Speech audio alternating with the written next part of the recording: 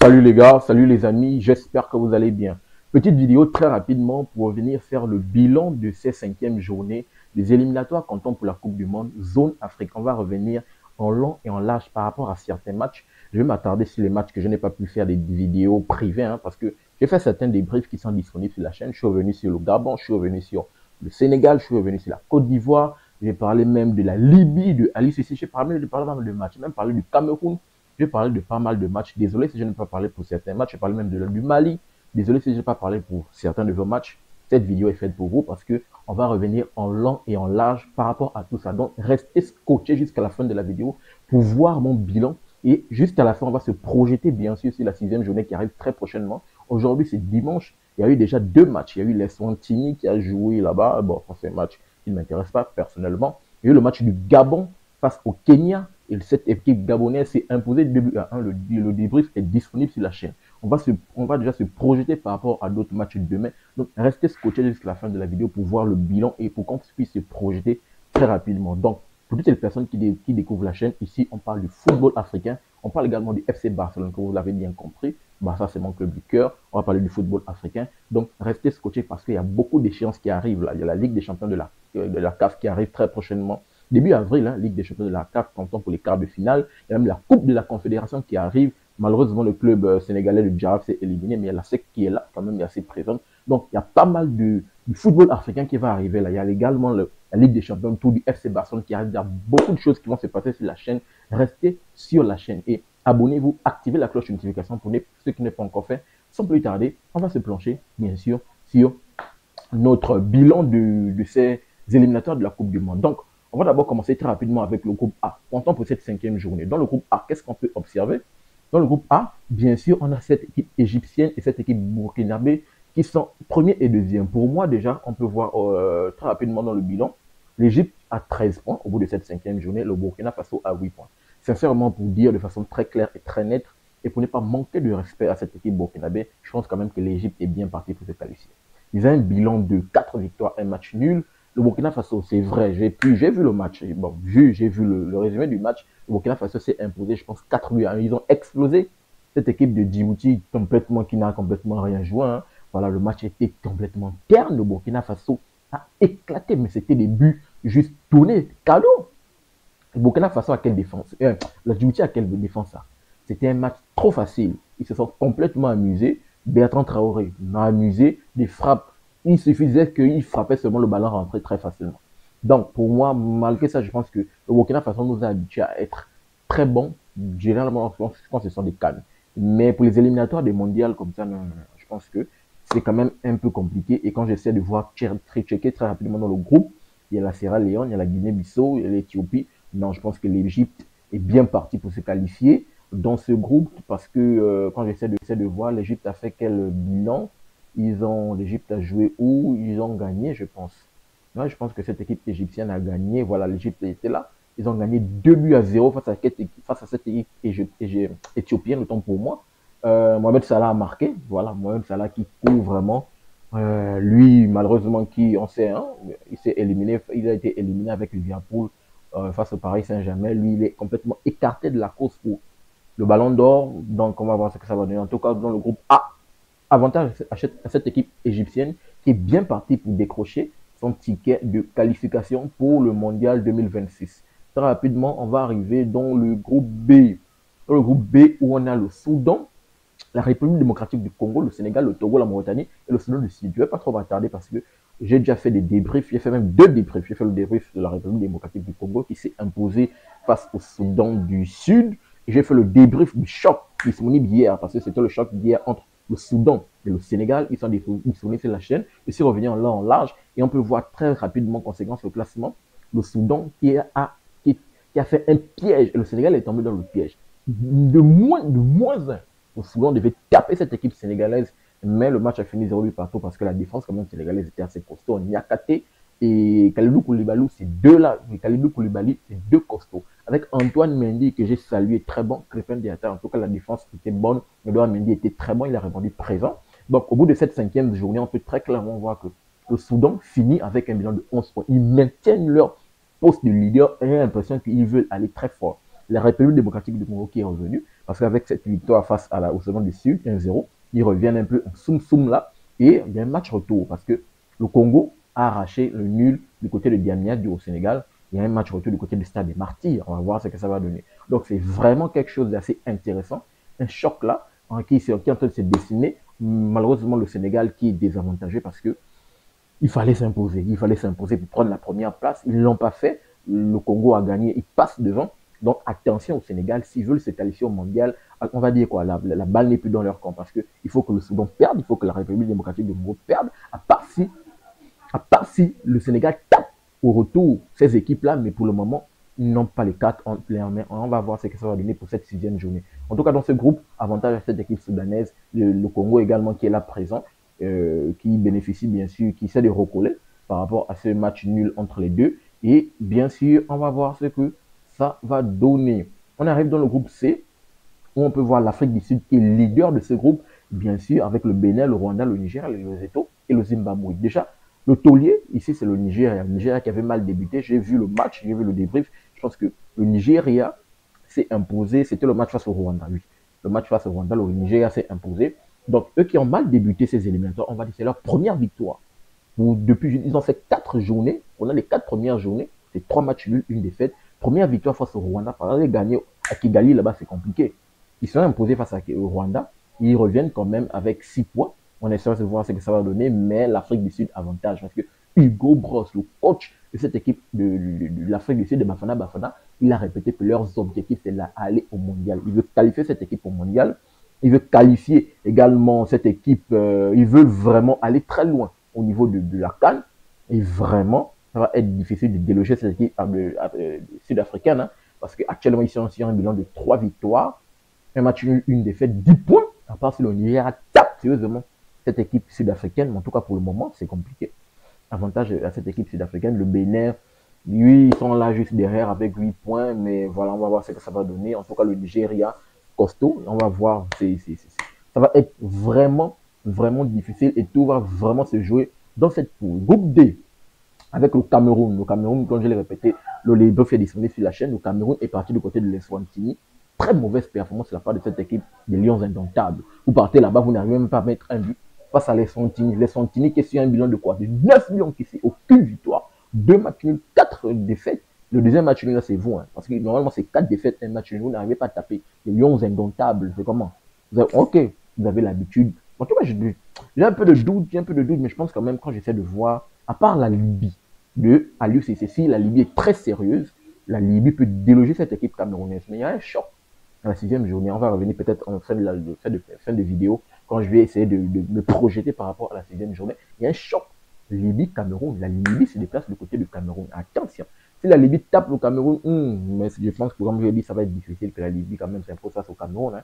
Ça va être difficile. En tout cas, pour le moment, dans ce groupe D, Cap-Vert qui profite bien sûr du faux pas du Cameroun, qui se fait accrocher du côté de l'Eswatini.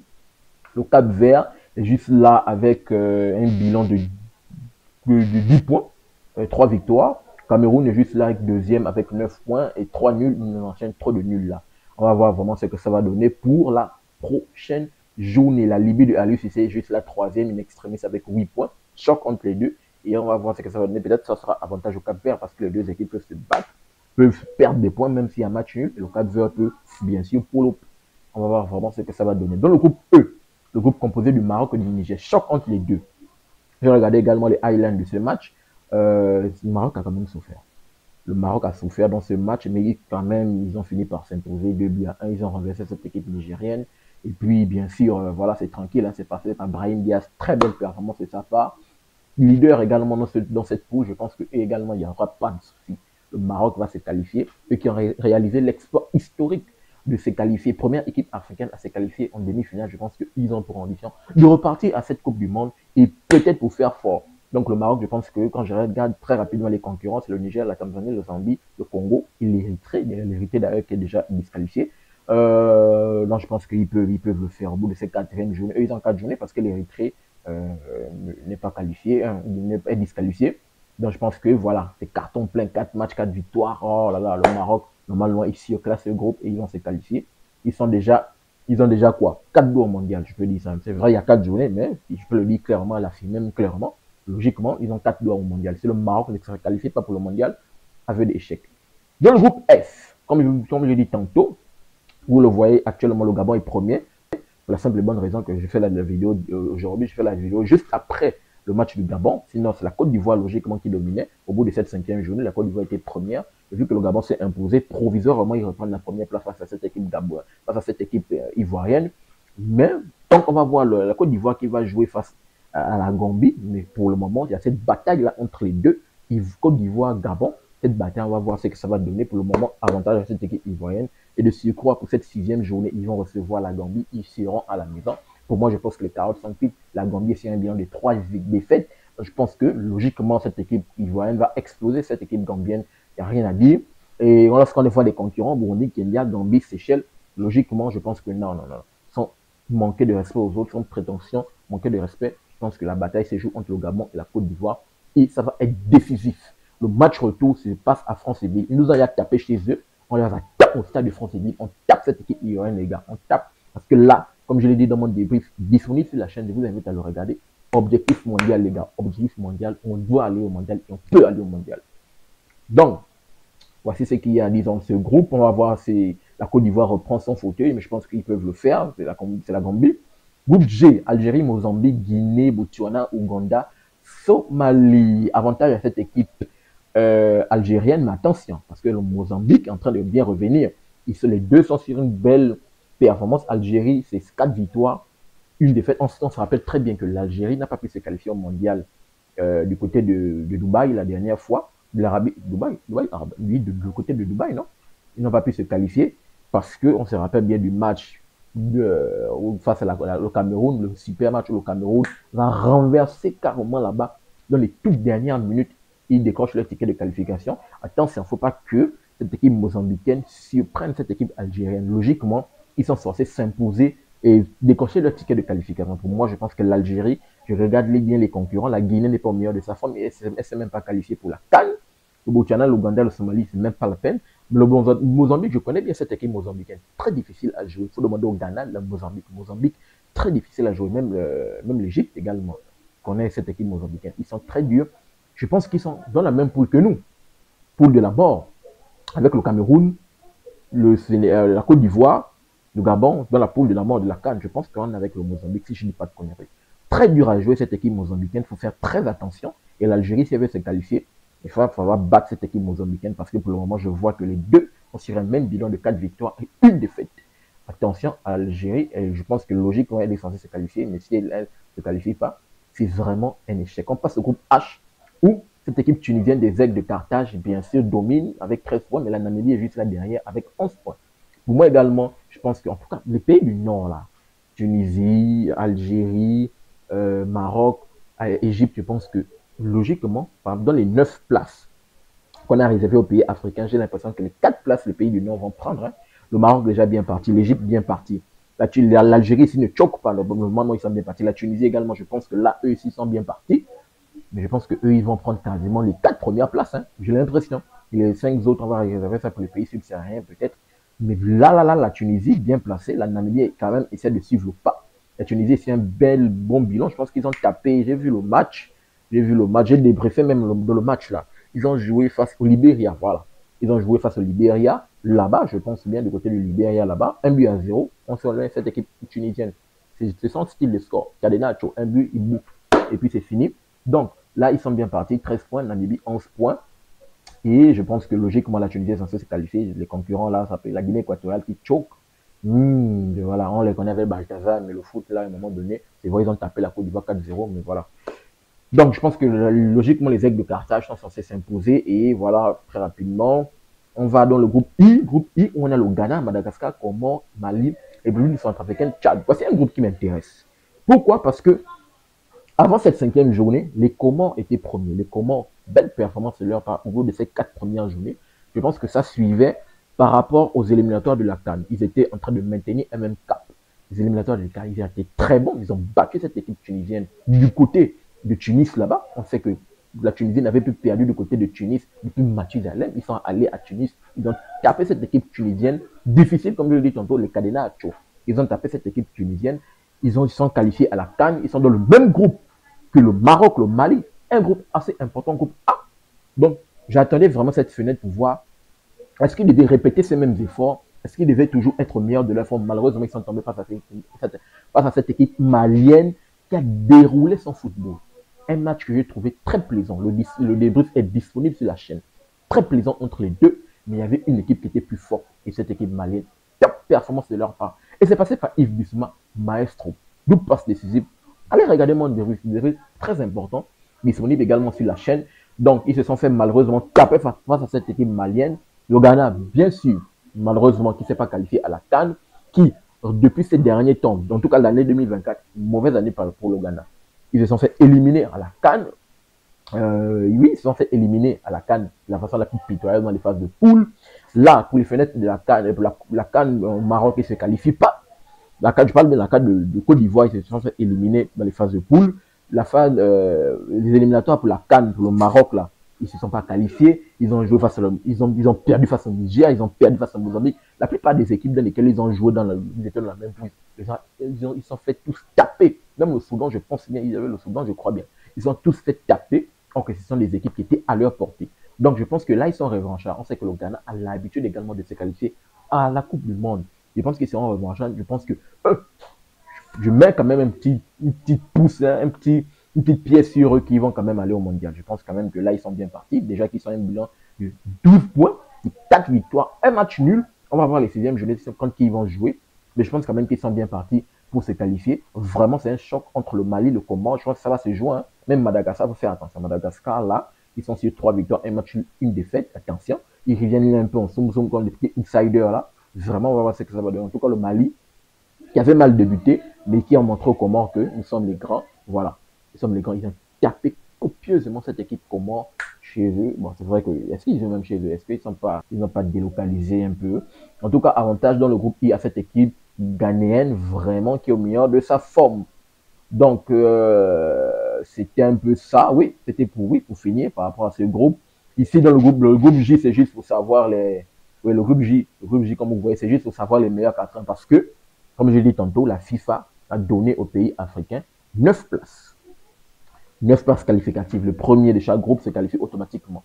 Maintenant, il y a une possibilité qu'une équipe africaine arrive pour avoir 10 places. Mais pour que l'équipe africaine pour que l'Afrique représente le continent avec 10 places, c'est difficile parce qu'il faut que cette équipe passe par les barragistes.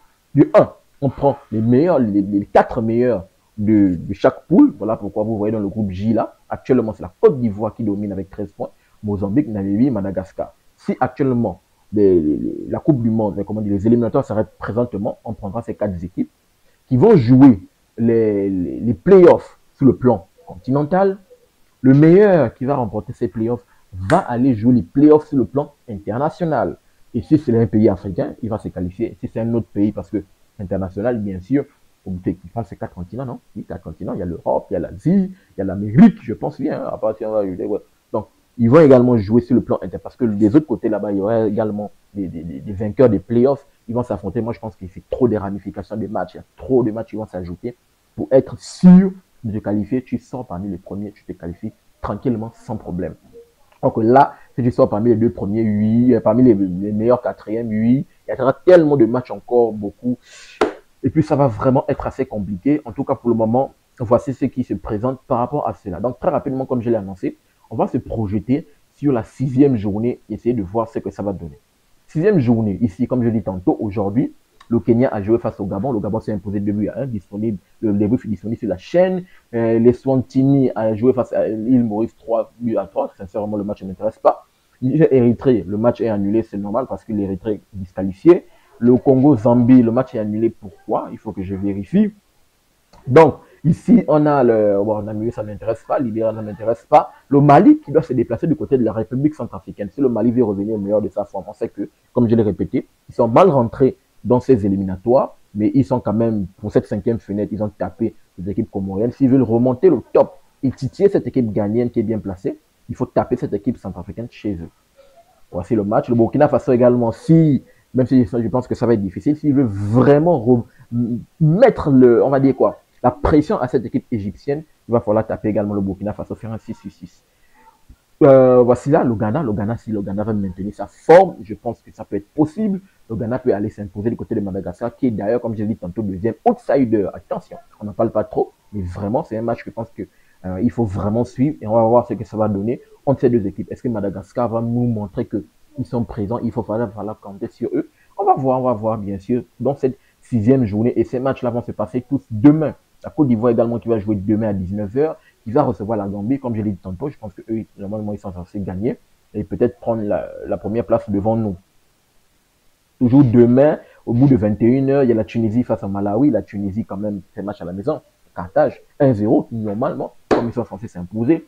Et puis, Éthiopie et Djibouti, bon, ça ne m'intéresse pas. Mardi, je pense que mardi, c'est là où il y a le reste des rencontres. À 13h, il y a l'Afrique du Sud, les Bafana qui vont du côté de Bénin. Très bon match, assez important. Les Bafana de Hugo Bros vont tenter de vouloir s'imposer parce que Hugo Bros l'a redit, il s'est battu à Talent d'Afrique. Il a redit que eux, c'est ça leurs objectifs. Ils veulent aller en mondial et pour le moment, ils sont premiers devant le Nigeria, bien sûr. Le Bénin, belle performance, on va voir. Donc cette équipe béninoise, attention, l'Afrique du Sud arrive. On va voir ce que ça va donner. Il y a également qui m'intéresse. Oui, ça c'est demain. C'est le Nigeria qui va jouer face à Zimbabwe. Si le Nigeria vient toujours, oui c'est ça. Si le Nigeria vient toujours maintenir son rang de favori dans ce groupe, il va falloir s'imposer du côté de face au Zimbabwe bien sûr. L'Angola, Cap-Vert, je crois que le Cap-Vert était premier là. C'était de quel groupe? Je dois vérifier. En tout cas, le Cap-Vert, vraiment, il joue face à l'Angola. C'est pas facile de battre l'Angola. Hein. L'Angola, c'est une équipe difficile, hyper difficile à jouer. L'Égypte également, je pense qu'il sera à la maison. Ils seront du côté du Caire là-bas et c'est difficile d'aller prendre un point au Caire. Au Caire là-bas, c'est difficile. Et je pense que voilà, ça va être difficile pour le Burkina Faso, hein, sincèrement. Le Soudan joue, les deux, hein, les deux Soudanais là, voilà. Le Soudan joue face au Soudan du Sud. Ils sont à la maison. Ils sont à la maison. Où il fallait que le Soudan perde des points, c'était face au Sénégal. Mais malheureusement, le Sénégal, ils sont à la maison. Je pense que le Soudan peut le faire. Le Soudan peut le faire. Le Soudan peut vraiment s'imposer face à cette équipe du Soudan du Sud. Burundi face à Seychelles. Cameroun. Au Cameroun, voici un choc que j'attends très bien. Cameroun-Libye. Aliou Cissé qui arrive du côté du Cameroun. Choc important dans ce groupe. Et puis, j'ai fait une vidéo dans laquelle je disais, attention au Cameroun, la Libye d'Aliou Cissé est là. Il est arrivé, il a dit en conférence de presse quand il est arrivé du côté de la Libye. Il n'est pas venu pour l'argent, il est venu pour mettre la Libye à un rang, à un niveau très élevé. Il veut que la Libye participe au mondial, il veut que la Libye participe à la CAN. Et vraiment, vu qu'il a déjà ce poids-là du côté du continent africain, il a remporté la CAN avec son pays, le Sénégal. Il a une connaissance quand même du football africain. Donc, je pense que ça peut le faire. Et dans le premier match, il a joué le premier match, c'était 4 face à qui? Je ne sais plus, mais le match, il est en train de voir face à l'Angola. Voilà. Donc, le Cap-Vert, là, le Cap-Vert que je disais tantôt, ils sont premiers dans le groupe du Cameroun. Il a joué le premier match face à l'Angola. Je pense qu'ils étaient à la maison. Je crois qu'ils étaient à la maison face à l'Angola. Ils étaient en train de gagner 1-0. Ils étaient en train de gagner 1-0 de justesse. L'Angola est revenu dans les dernières minutes du temps additionnel. Aliou Cissé devait remporter son premier match. Et le débrief est disponible sur la chaîne. Je vous invite à aller le regarder. Vraiment, très important, très dur. Ce match, on va voir ce que ça va donner. Et c'est un match, je pense, que je vais vraiment regarder. Sénégal-Togo, Diamé-Adou. Sénégal n'a pas droit à l'erreur. Il faut taper. Mais là, ne cherchez pas à faire les calculs sur le match du Congo, qui va jouer face à la Mauritanie d'ailleurs, du match du Soudan, qui va jouer face au Soudan du Sud. Il faut s'imposer, prendre les 3 points. Là, il n'y a pas de demi-mesure. Et pour les prochaines fenêtres qui arrivent, confrontation directe Congo, il faut taper le Congo au retour. Je pense qu'il y a encore un match retour face au Soudan, il faut taper. Là, il n'y a pas de demi-mesure, il n'y a pas de calcul. Il faut faire le job. Comment qui joue face au Tchad également. Donc, comment, malheureusement, je pense que là, ça va être compliqué. Je pensais qu'il pouvait aller au mondial, mais non. Je pense que pour le moment, cette petite équipe moyenne là, ça va se limiter juste à la CAN. On va voir ce que ça va donner. Algérie, Mozambique, choc entre les deux. C'est un choc entre les deux. Premier et deuxième. Comme j'ai dit tantôt, attention à cette équipe algérienne, le Mozambique. Si l'Algérie veut vraiment montrer qu'il veut aller au mondial, il faut taper la Mozambique. Il faut taper la Mozambique, les gars. Et vu que ça se passe du côté de Alger là-bas, Mozambique c'est difficile. Mais il y a déjà beaucoup d'équipes qui ont montré que du côté d'Alger là-bas, la forteresse d'Alger, c'est possible de le faire. Le Cameroun l'a fait. Quel autre équipe? Le Burkina Faso, je pense, l'a fait. Ou le Cap-Vert. En tout cas, oui, il y a quand même des équipes qui ont pu le faire. Mais la Mozambique, Algérie doit faire attention à la Mozambique là. Ils sont très difficiles à jouer. Mais l'Algérie, vraiment, s'ils veulent nous montrer qu'ils veulent aller au mondial, il faut taper le Mozambique. Parce que c'est concurrent direct, c'est ton concurrent direct, tu tapes et puis tu montres les belles choses. Congo, comme je l'ai dit, va jouer face à la Mauritanie. Et le Congo, bien sûr, doit profiter de cela. Il doit faire un 6-6 pour cette fenêtre. Et le Maroc face à la Tanzanie, comme je l'ai dit tantôt, le Maroc normalement est bien parti pour se qualifier. Donc, voici un peu très rapidement. J'ai essayé de me projeter, j'ai essayé même de me mouiller par rapport à cette 6e journée. Vous allez me donner votre avis et votre retour dans les commentaires par rapport à tous ces matchs. Et rassurez-vous, bien sûr, je vais vous lire. Et ça, on peut très rapidement voir les buteurs. Oui, actuellement, le meilleur buteur de ces éliminations, c'est Mohamed Salah. Mohamed Salah, Denis Bouanga, le Gabonais, Denis Bouanga, ce Boala qui ne fait même pas la passe. Oh, c'est mon joueur, c'est mon joueur. Je l'aime beaucoup, mais il joue un peu trop perso. C'est vrai, il a cette capacité d'éliminer, mais il joue un peu trop perso. Des moments, il faut faire des passes, tu ne fais pas des passes. Même des moments, il faut être tueur, tu ne tues pas, même si j'aime ce bisous à Denis Bouanga. Jordan Ayou qui est juste là derrière, avec Cameroun Doumbia du côté du Mali et Trezeguet du côté de l'Égypte.